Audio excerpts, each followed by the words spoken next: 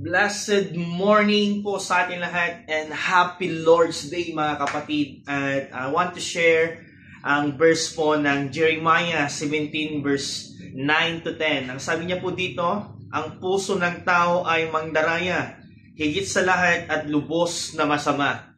So ang ating pag-aralan for this morning ay yung puso po. At ang sabi niya sa English version, the heart is deceitful above all things. So sabi niya, and beyond core, you want understand it? Or paano natin maintindihan ito? Dapat nating bantayan po lagi ang ating puso. Dahil kung aaralin po natin yung Bible po mga kapatid, the Bible declare us that the heart ang una pong inaatake po ni Satan. Sapagkat kung na-deceive ni Satan yung heart natin, no? Ang mangyayari po dito, ito po yung 4 na pag-aralan natin, na kung ang puso natin ay nadaya na ni Satan. Ito po yung mga katangian na 4 kapag nakikita natin nadaya na ni Satan yung puso natin. Number 1, nawawalan ka na ng gana sa mga gawain.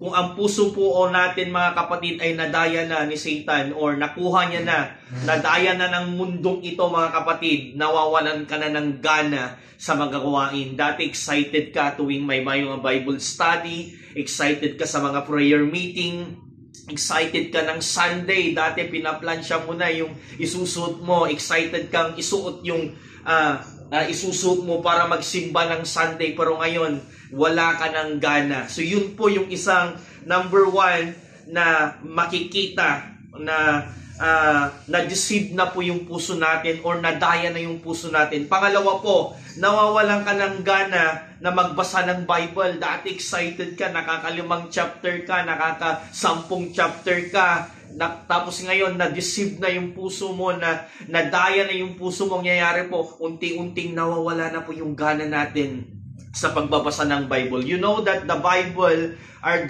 our guide patungo po sa magandang plano ng Diyos sa ating buhay. And the Bible said, di po tayo, kung talagang mahal mo ang Diyos, kung talagang sinasabi mo, I love you Lord, and you are my life. Pero kung hindi mo inaaral, di mo binabasa yung Bible, huwag mong sabing mahal mo siya. Because the Bible is the love story of Jesus about us. Kaya kung mahal mo ang Diyos, basahin mo po yung Bible. Pangatlo po, na magpapatunay po na na-deceive na yung puso natin at ang puso natin nadaya na po. Pangatlo po, nawawalan ka ng ganang mag-pray. Dati babad na babad kang manalangin. Dati wala kang sinasayang na oras, kundi meron ka pang tinatawag na quality time mo kay Lord para mag-date sa panalangin. Pero ngayon, nadaya na ng mundo, nadaya na ni Satan yung puso mo, nakuha niya na, wala ka ng gana pong manalangin. So dyan po yung tatlo po, at ang pinakahuli mga kapatid, hindi na yung will ni Lord ang nasusunod. Bakos kung nadaya na kasi yung puso natin, nadaya na ng mundong ito, ang yung will na po ang gusto mong matupad. O yung will na ni Lord, sinasantabi na po natin. Yung will ni Lord, tinataboy na natin, tinatapon na natin. But according the Bible mga kapatid, bibigyan kita ng idea na kapag sinunod mo yung will ni Lord, the will of God is the best para sa atin. Mas the best po.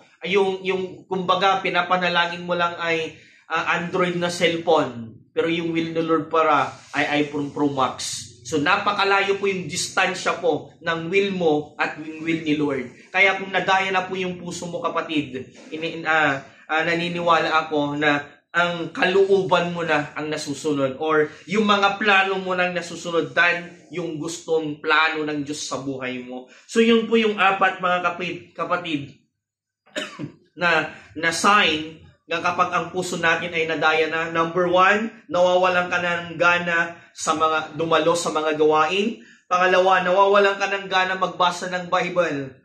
Pangatlo, nawawalan ka na ng gana mag-pray. At ang pang-4 po, hindi na yung will ni Lord yung susunod, kundi yung will mo. So yun po yung mga sign. Marami pa pong sign kapag nadaya na yung puso natin, pero 4 lang po mga kapatid yung binigay ko na example for this morning. Nawa mga kapatid, may natutunan tayong aral.